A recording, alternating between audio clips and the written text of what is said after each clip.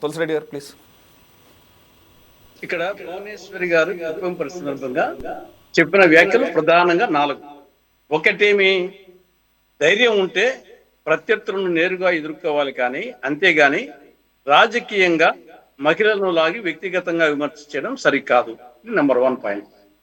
రెండవ పాయింట్ ఏమి, అసెంబ్లీలో తనను అవమానించి తన భర్త చంద్రబాబును మానసికంగా దెబ్బతీయాలని చూచారని ఆనాడు తాను అనుభవించిన బాధ వర్ణనాతీతం. ఇది రెండవది. మూడవది, కౌరవ సభలో ద్రౌపదికి శ్రీకృష్ణుడు అండగా నిలిచినట్లే తనకు తన కుటుంబానికి కుప్పం ప్రజలు దేవుళ్ళుగా నిలిచి ఆదుకున్నారు. ఇది మూడవది. నాలుగవది, 40 ఏళ్లుగా చంద్రబాబును 8 సార్లు గెలిపించి కంటికి రెప్పలా కాపాడుకుంటున్న కుప్పం ప్రజల రుణం ఎప్పటికీ తీర్చుకోలేము. ఇవే ప్రధానంగా ఆవిడ చెప్పినటువంటి 4 వ్యాఖ్యలు. ఇవన్నీ వాస్తవాలే. ఇంట్లో వచ్చేసి ఒక్కటి కూడా అతిశయోక్తం కాదు, అన్నీ కూడా 100కి 100% వాస్తవాలే.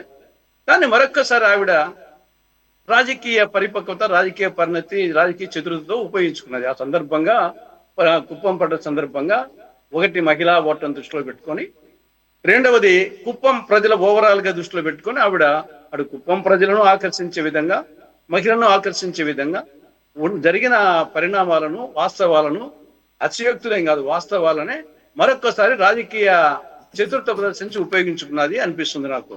బట్ దీంట్లో వచ్చేసి డెఫినెట్ గా ఆవిడ రాజకీయ చతురత కనిపిస్తా ఉంది, పరిణతి కనిపిస్తా ఉంది. అప్రోప్రియట్ టైంలో అప్రోప్రియట్ ఈవెంట్ ను జ్ఞాపకం చేయడం అనేది ఇది తప్పదు.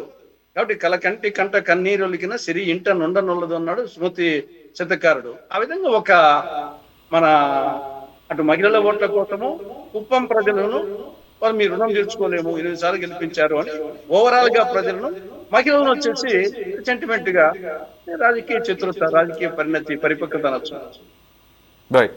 అదే మీరు అన్నట్లు కలిసి వచ్చింది. ద్రౌపదికి సంబంధించిన ఆలయం దగ్గరికి వెళ్ళటం, అదే టైంలో ద్రౌపది రకమైన మొత్తానికి ఆవిడ కూడా రాజకీయాల్లో నెమ్మదిగా పరిణతి సాధిస్తున్నారని అర్థమవుతుంది. నిజంగా నాకు కూడా అలా అనిపించింది.